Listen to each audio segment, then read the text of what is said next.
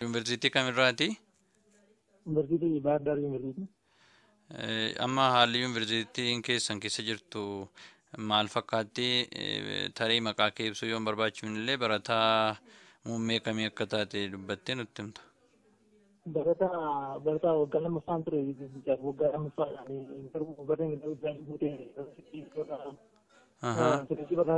Fireeshii barnaa jirtu. Amma gibbii kan gibbii Baahirdaar Yuunivarsiitii gibbii torba qabu keessa Yuunivarsiitii kaampaasii jedhamu jira. Walumaa galatti haalli amma xiqqoo ishee yaadasaa irra jira. Akka jedhamutti galgala saamee gaaddisa galee yaalda irraa nuti yaadataa ture. Isa booda irraa darbeema kan ta'u immoo gibbii biraa kan jiru gibbii Baahirdaar jedhamu. Nama godhatanii akka gamii jedheen akka saamtaan jedhame. Isa booda irra immoo achumaan gaafa baruu sirba kan jallee kan taane. Sagaleen kee xiqqoon jeccitamee sosocho'i.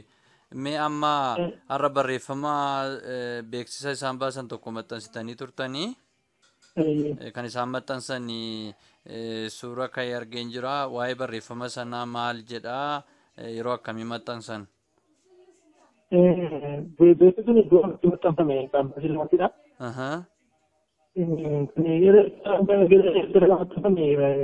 Kaampaasii jedhamuttidha. Innis akkuma agartan nurraa ba'a kan jedhamudha. Ijoolleen nurraa ba'a kan jedhudha. Isa booda ergasii maarrama isaatti laaqanaa booda meeshaa kaampaasiitti maxxanfamu. Isa booda achiis nurraa ba'a kan jedhamudha. Booda ijoolleen tuyyuu sodaatanii gara keessa akkasii. Akkuma jijjiiranii bakka turan kaan gara hoteelota garaagaraa mana jireenyaa bulaa turan ijoolleen as bulaa jiru. Warri kanan waan qabne immoo gama gibbiitti deebi'anii sodaanumaan dormii jiru ijoollee boqaasanii. Mi'a tamma eessa jirta? Amma bakkee oolee guyyaa sadaaddee bakkee ture amma garuu waan lafan bulu dhabee ijoollee baay'atee naan gara dormii jira. Humni nageenyaa kan mootummaadha yookaan kan federaalaadha mooraa keessan galeera? Mootumni waraana kan jiru kan mootummaa naannooti. Isaan immoo homaayyuu waan tokko waan gatii qaban natti hin fakkaatu maaliif qabee waan tokko nama lamatu qabee qabate deema. Saniyyuu immoo dubbiin kun seemu maal nu godhu kan jedhamu waan kan inni baay'ee sodaannee jirra yaalaalee addisa keessa jirra walumaa galatti. Amma kan isin sodaan jiru barattootuma keessa jiraniin malee humni bakkeedha ijaarame jira? Humni bakkeedha ijaarame galgala isaatii yeroo akkasitti isaatii galgala isaatii tokkorraa ka'ee ture amma isaatii sadii namnitti.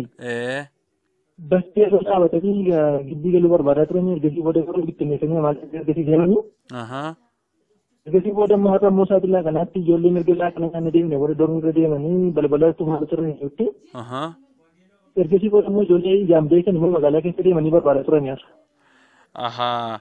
Barattootumatu irratti ka'ee jira jechuudha. Barattoota sabaan Amaaraa ta'anii garuu Oromoon achi keessa akka hin jiraanne warra barbaadan.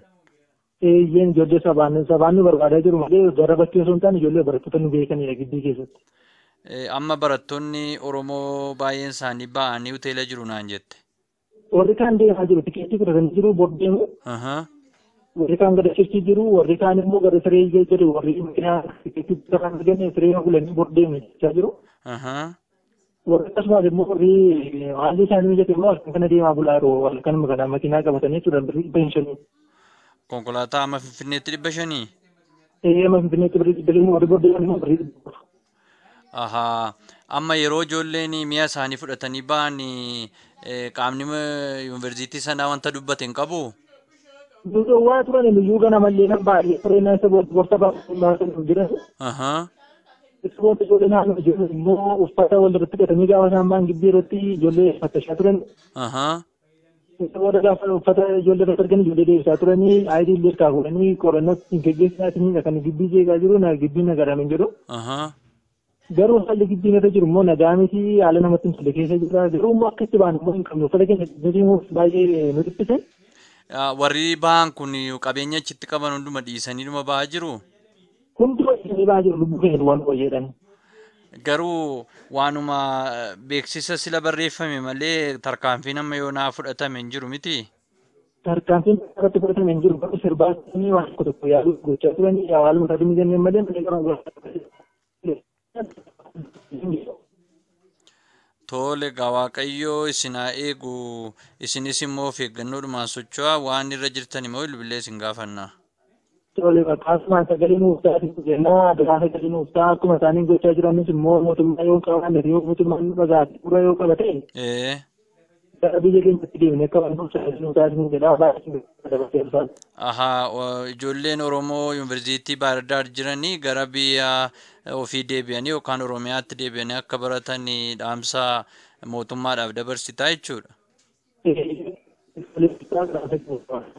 Hayyee Waaqni isinii wajjin haa ta'u.